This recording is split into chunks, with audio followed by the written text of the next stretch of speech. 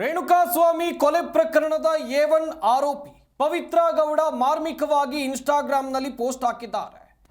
ಮನುಷ್ಯರು ಬಣ್ಣ ಬದಲಾಯಿಸಿದರೇನು, ರಾಯರು ನಮ್ಮ ಜೀವನವನ್ನೇ ಬದಲಾಯಿಸುತ್ತಾರೆ, ದೇವರು ನನಗೆ ನ್ಯಾಯವನ್ನು ಕೊಡಿಸ್ತಾನೆ.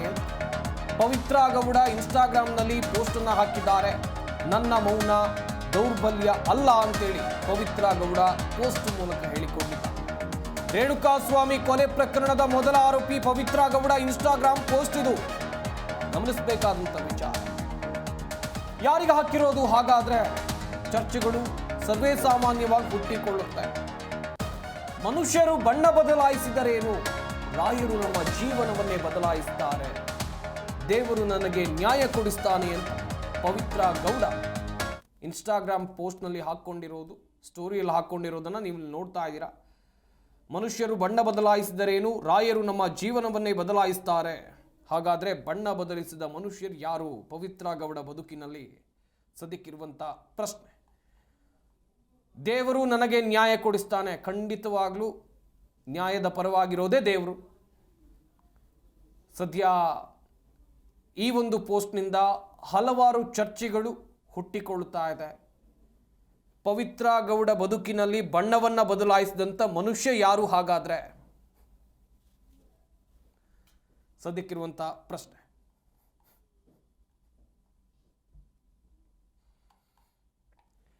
ಒಂದ್ ಕಡೆಯಲ್ಲಿ ರೇಣುಕಾಸ್ವಾಮಿ ಕೊಲೆ ಪ್ರಕರಣದ A1 ಆರೋಪಿ ಪವಿತ್ರ ಗೌಡ ಅವರ ಪೋಸ್ಟ್ ಅನ್ನ ನೀವು ಇಲ್ಲಿ ನೋಡ್ತಾ ಇದ್ದೀರಾ.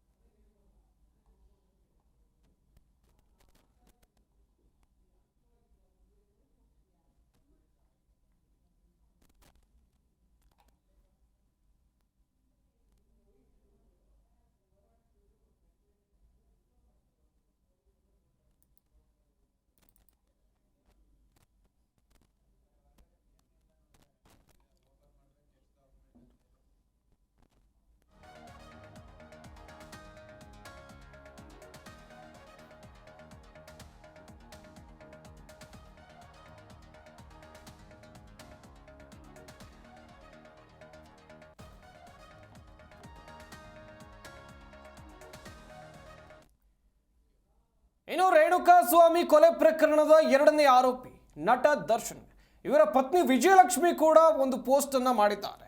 ತುಂಬಾ ಜನ ಇನ್ನಷ್ಟು ಕೆಳಗೆ ತಳ್ಳೋಕೆ ಪ್ರಯತ್ನವನ್ನ ಮಾಡ್ತಾರೆ, ಆದರೆ ಅದರ ಮೇಲೆ ಇರೋ ದೇವರು ಕಾಪಾಡ್ತಾನೆ. ಯಾರೇ ಕಾಲೆಳೆದ್ರೂ ದೇವರು ಉನ್ನತೀಕರಿಸ್ತಾನೆ. ಪೋಸ್ಟ್ ಮಾಡಿದ ವಿಜಯಲಕ್ಷ್ಮಿ ದರ್ಶನ್ ಅವರು ಈ ರೀತಿಯಾಗಿ ಪೋಸ್ಟ್ ಮಾಡಿದ್ದಾರೆ. ವಿರೋಧಿಗಳಿಗೆ ಪರೋಕ್ಷವಾಗಿ ವಿಜಯಲಕ್ಷ್ಮಿ ಟಾಂಗ್ ಕೊಡುವಂತ ಕೆಲಸವನ್ನ ಮಾಡಿದ್ದಾರೆ. ದೇವರು ಎಲ್ರಿಗೂ ಒಳ್ಳೇದು ಮಾಡಲಿ ಅಂತೇಳಿ ಪೋಸ್ಟನ್ನು ಮಾಡಿದ್ದಾರೆ. ಪತಿ ಜೊತೆ ನಿಂತ ಫೋಟೋವನ್ನು ಶೇರ್ ಮಾಡಿಕೊಂಡಿದ್ದಾರೆ ವಿಜಯಲಕ್ಷ್ಮಿಯ.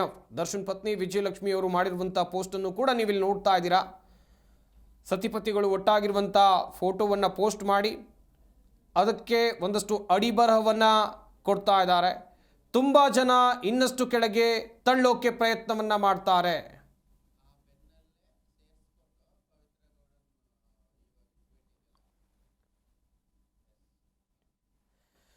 ಒಂದು ಕಡೆಯಲ್ಲಿ ಪವಿತ್ರ ಗೌಡ ಪೋಸ್ಟ್ ನೋಡ್ತಾ ಇದ್ದೀರಾ. ರೇಣುಕಾಸ್ವಾಮಿ ಕೊಲೆ ಪ್ರಕರಣದ ಮೊದಲ ಆರೋಪಿ ಪವಿತ್ರ ಗೌಡ ಅವರು ಇನ್ಸ್ಟಾಗ್ರಾಂನಲ್ಲಿ ಹಾಕಿರುವಂಥ ಪೋಸ್ಟ್, ಮನುಷ್ಯರು ಬಣ್ಣವನ್ನ ಬದಲಾಯಿಸಿದ್ರೇನು, ರಾಯರು ನಮ್ಮ ಜೀವನವನ್ನೇ ಬದಲಾಯಿಸ್ತಾರೆ ಅಂತೇಳಿ ಒಂದು ಪೋಸ್ಟನ್ನು ಪವಿತ್ರ ಗೌಡ ಹಾಕ್ತಾರೆ. ಇನ್ನೊಂದು ಕಡೆಯಲ್ಲಿ ದರ್ಶನ್ ಪತ್ನಿ ರೇಣುಕಾಸ್ವಾಮಿ ಕೊಲೆ ಪ್ರಕರಣದ 2ನೇ ಆರೋಪಿ ನಟ ದರ್ಶನ್ ಅವರ ಪತ್ನಿ ವಿಜಯಲಕ್ಷ್ಮಿ ಹಾಕಿರುವಂಥ ಪೋಸ್ಟ್, ನಿನ್ನೆ ಮಾಡಿರುವಂಥ ಪೋಸ್ಟನ್ನು ಕೂಡ ನೀವಿಲ್ಲಿ ನೋಡ್ತಾ ಇದ್ದೀರಾ. ತುಂಬ ಜನ ಇನ್ನಷ್ಟು ಕೆಳಗೆ ತಳ್ಳೋಕೆ ಪ್ರಯತ್ನ ಮಾಡಿದ್ರೂ ಕೂಡ, ಆದರೆ ಮೇಲೆ ಇರೋ ದೇವರು ಸದಾ ಕಾಪಾಡ್ತಾನೆ. ಯಾರೇ ಕಾಲೆಳೆದ್ರು ದೇವರು ಉನ್ನತ ಸ್ಥಾನಕ್ಕೆ ಏರಿಸ್ತಾನೆ. ಈ ರೀತಿಯಾಗಿ ವಿಜಯಲಕ್ಷ್ಮಿಯವರು ಪೋಸ್ಟನ್ನು ಮಾಡಿದ್ದಾರೆ. ಈ ಮೂಲಕ ವಿರೋಧಿಗಳಿಗೆ ಪರೋಕ್ಷವಾಗಿ ಟಾಂಗ್ ಕೊಡುವಂಥ ಕೆಲಸ ಆಗ್ತಾ ಇದೆ ಎನ್ನುವುದಾಗ ಕೂಡ ಚರ್ಚೆ ಆಗ್ತಾ ಇದೆ. ದೇವರು ಎಲ್ರಿಗೂ ಒಳ್ಳೇದು ಮಾಡಲಿ ಅಂತ ಪೋಸ್ಟನ್ನು ಮಾಡಿದ್ದಾರೆ. ಪತಿ ಜೊತೆ ನಿಂತ ಫೋಟೋವನ್ನು ಶೇರ್ ಮಾಡಿಕೊಂಡು ವಿಜಯಲಕ್ಷ್ಮಿ ಈ ರೀತಿಯಾಗಿ ಪೋಸ್ಟ್ ಮಾಡಿದ್ದಾರೆ.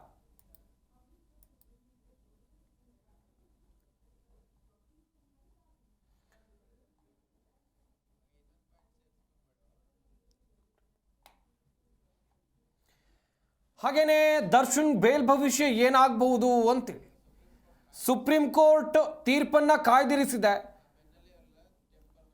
ಆ ಬೆನ್ನಲ್ಲೇ ದರ್ಶನ್ ಪತ್ನಿ ಆಗಿರಬಹುದು, ಪವಿತ್ರ ಗೌಡ ಆಗಿರಬಹುದು, ಇವರೆಲ್ಲರೂ ಕೂಡ ಟೆಂಪಲ್ ರನ್ ನಡೆಸ್ತಾ ಇದ್ದಾರೆ, ದೇವರ ಮೊರೆ ಹೋಗಿದ್ದಾರೆ. ಸುಪ್ರೀಂ ಕೋರ್ಟ್ನಿಂದ ಯಾವ ಆದೇಶ ಬರುತ್ತೆ ಅಂತೇಳಿ ಎಲ್ರಿಗೂ ಕೂಡ ಈಗ ಇರುವಂಥ ಕುತೂಹಲ. ಯಾಕಂತೇಳಿದರೆ ನ್ಯಾಯಾಲಯ ಮೊನ್ನೆ ಯಾವ ರೀತಿಯಾಗಿ ಪ್ರಶ್ನೆಯನ್ನು ಮಾಡಿತ್ತು, ಯಾವೆಲ್ಲ ವಿಚಾರಗಳನ್ನು ಎತ್ಕೊಂಡಿತ್ತು, ಎಲ್ಲವನ್ನು ಕೂಡ ಗಮನಿಸಬೇಕಾಗುತ್ತೆ. ಎಲ್ರಿಗೂ ಈಗ ಈ ಪ್ರಕರಣದ ಆರೋಪಿಗಳಿಗೆ ಢವಢವ ಶುರುವಾಗಿದೆ.